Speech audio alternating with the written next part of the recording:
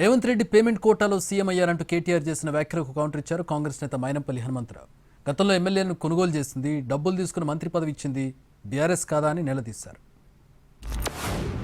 ఇప్పుడు ఎవరన్నా నువ్వు ఎక్కడికి వెళ్ళి వచ్చినావు, అసలు నువ్వు ఎక్కడికి వెళ్ళి మొదలైంది నీ ప్రయాణం?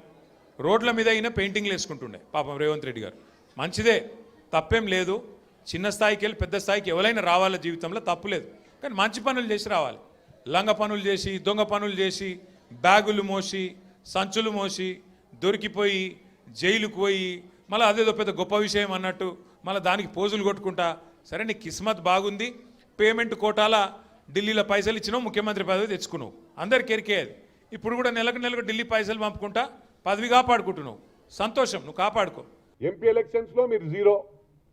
ఇలా పంచాయత్ ఎలక్షన్స్లో ఎన్ని కష్టాలు పడ్డా, ఎన్ని చేసినా కరప్షన్ స్టార్ట్ చేసిందే మీరు, నాయకులను కొనుగోలు చేసిందే మీరు. గతంలో మొత్తం ఎమ్మెల్యేలను కొని పడేసిండ్రు, డబ్బులు తీసుకొని మంత్రి పదవులు ఇచ్చిండ్రు. ఇవాళ మీకు మాట్లాడడానికి కొంచెమైనా సిగ్గుండాలని చెప్పి కూడా ఈ సందర్భంగా తెలియజేస్తా ఉన్నా.